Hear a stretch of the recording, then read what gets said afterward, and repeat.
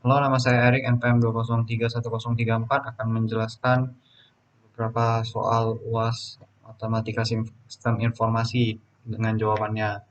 Jadi di sini pertanyaan pertama itu how Google Maps navigation work by applying Wedge-Powell algorithm and Dijkstra algorithm. Explain in real case of using at least 6 reference place in Batam which you should choose from following place. Di sini sudah dapat lihat saya sudah memilih 6 tempatnya. Nah, jadi konsep navigasi pada Google Map itu menggunakan algoritma Dijkstra. Itu algoritma untuk menentukan rute terpendek dari vertex awal ke vertex tujuan pada segmen-segmen garis tertentu. Jadi vertex itu titik-titik ini, titik-titik di sini yang dapat dilihat dan edge itu garis yang menghubungkan titik-titik tersebut. Seperti di sini UIB ke Costa Rica sama UIB ke Hang Nadiem Airport. Nah, untuk Welch-Powell algorithm itu syaratnya itu misalkan titik UIB dan titik Costa Rica itu warnanya nggak boleh sama, yang berhubungan titiknya itu nggak boleh sama. UIB Costa Rica warnanya beda, dengan Hang Nadiem Airport warnanya beda. Terus Hang Nadiem Airport dengan Kelong Baba beda, dengan UIB beda, BP Batam beda. Kelong Baba dengan Hang Nadiem Airport Costa Rica dan BP Batam beda semua. Nah, seterusnya juga gitu terus. Dan kita lihat warna total di sini itu ada tiga, makanya chromatic numbernya sama dengan tiga. Nah, selanjutnya Dijkstra algorithm. Di sini dapat dilihat WIB ke Costa Rica 2. Cara menghitung Dijkstra ini di sini kita pertama misalkan kita mau cari dari WIB ke Aalborg Hospital paling dekat berapa. Pertama WIB ke UIB 0 UIB. WIB di samping angka ini nanti saya akan jelaskan lebih lanjut. Di sini Costa Rica 2, WIB ke Costa Rica kan 2, makanya 2 WIB. Titik dari ke Costa Rica-nya kan UIB, makanya kita tulis 2 UIB. Kalau Kelong Baba nggak bisa, makanya infinite, baru ke Hang Nadiem Airport 3. Titik sebelumnya itu UIB, jadi 3 UIB. Baru BP Batam nggak bisa juga, Alubros nggak bisa, makanya infinite. Selanjutnya Costa Rica. Kita lingkar yang paling kecil, 0 UIB. Lalu kita ambil yang paling kecil. Dari 2 UIB dan 3 UIB lebih kecil yang 2 UIB, kita ambil Costa Rica.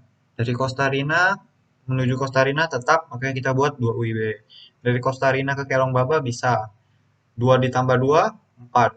Baru titik sebelumnya Costa Rica, 4 Costa Rica. Baru ke dari Costa Rica ke Hang Nadiem Airport bisa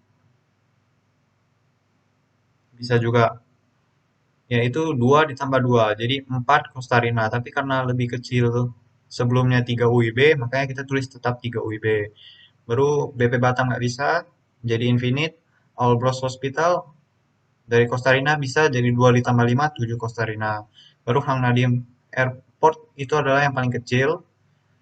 Sebelum sebelum itu kita lingkar dulu 2 UIB, 3 UIB itu yang paling kecil, baru kita ambil Hang Nadiem Airport. Dari Hang Nadiem Airport ke KB.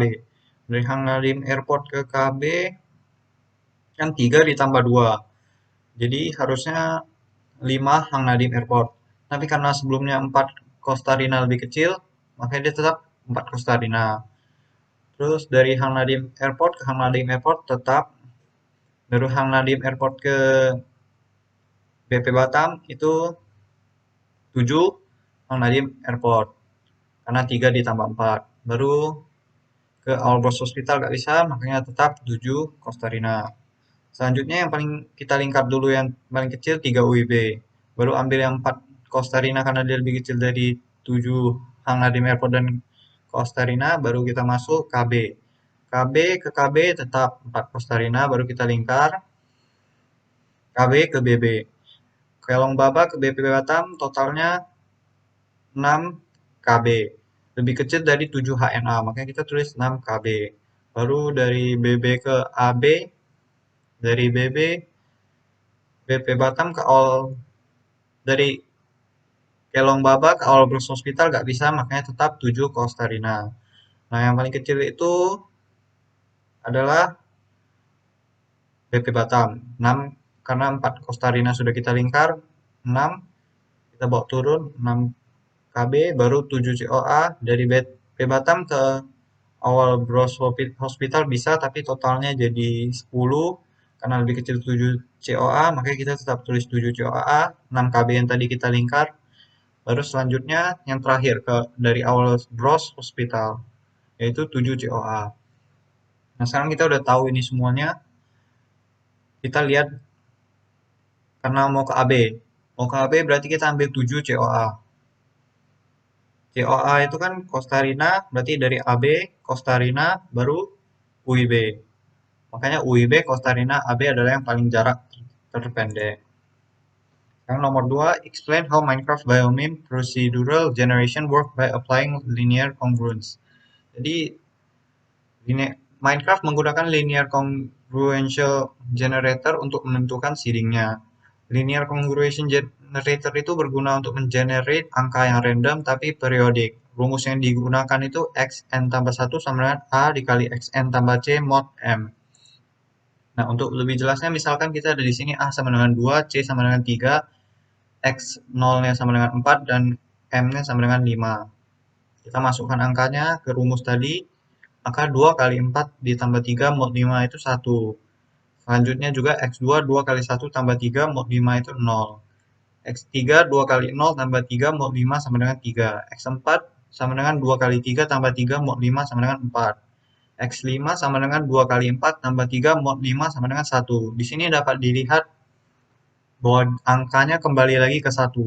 Jadi untuk X6-nya itu pasti nanti dia akan jadi 0. X7-nya itu 3, X4-nya 4, baru X8-nya 4, X9-nya maka nanti akan kembali ke 1 lagi.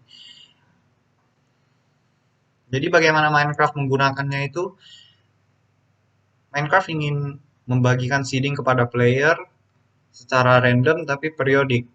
Artinya nanti kalau dia dalam angka yang lebih besar. Ini hanya yang saya contohkan angka yang lebih kecil. Di sini terbukti bahwa angkanya random, nggak ada aturan tetapnya, tetapi dia bisa periodik, ulang lagi jadi 1034, 1034 dan seterusnya.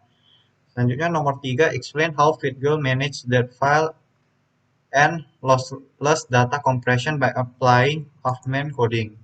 Jadi Huffman coding itu biasanya satu huruf atau satu angka itu memiliki 8 bit. Salah satu contohnya itu huruf A kecil memiliki binari 011000001.